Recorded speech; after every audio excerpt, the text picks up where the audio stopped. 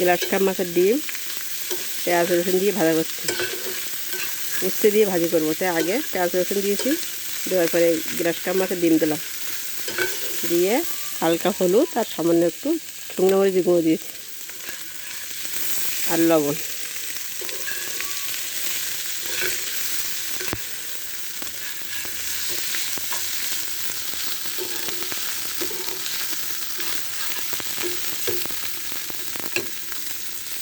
এই যে পেঁয়াজ,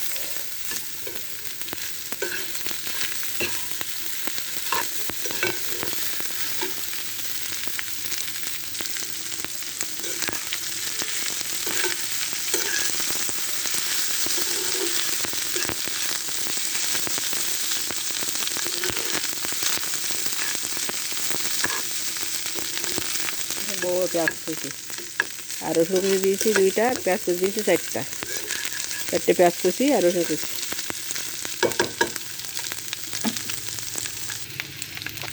এই যে উচ্ছে আর আলু ধুয়ে রেখেছে কেটে, এগুলো দিয়ে দেবো।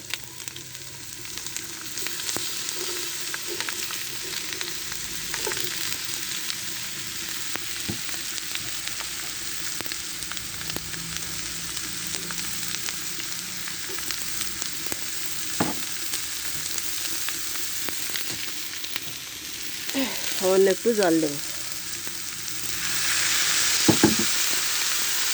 আর ঢেকে দেবো। 3 মিনিটের জন্য ঢেকে দিলাম।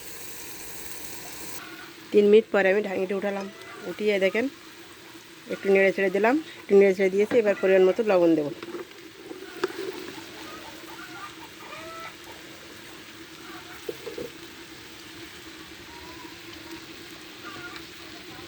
পরিমাণ মতো হলুদ দেবো।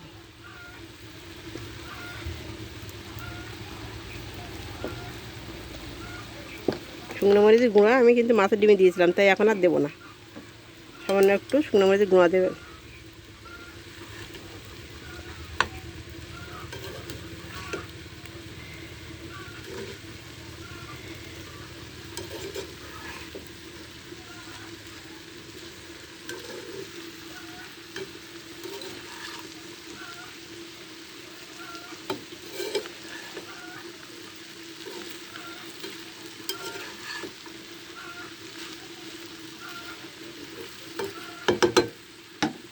আবারও 3 মিনিটের জন্য ঢেকে দেবো।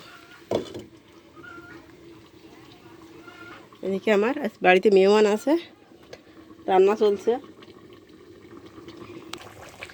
মাংস রান্না চলছে, দেশি মুরগির ঝোল।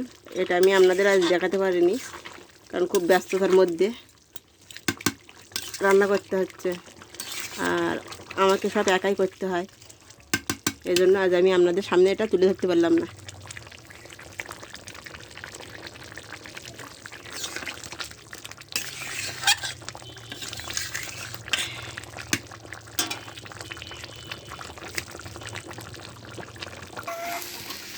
সামান্য একটু চিনি দিলাম, আপনারা অবশ্যই চিনি দেবেন, অল্প একটু চিনি দেবেন, তাহলেই কিছু যারা কম খেতে পারেন তাদের জন্য খুব ভালো হবে, কিছু হবে না। এভাবে শক্ত শক্ত করে ভেজে নেবেন।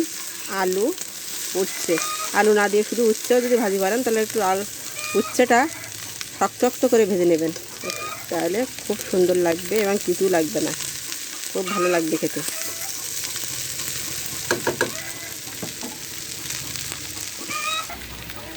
সামান্য একটু ধনের গুঁড়ো দেবো।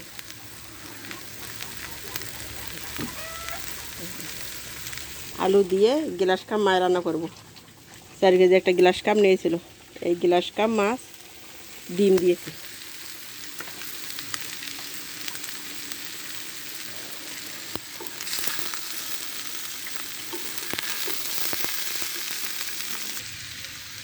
আপনারা এইভাবে ভাজি করবেন, যদি ভালো লেগে থাকে সাবস্ক্রাইব করে দেবেন। দেখেন হচ্ছে আমার ভাজা হয়ে গেছে।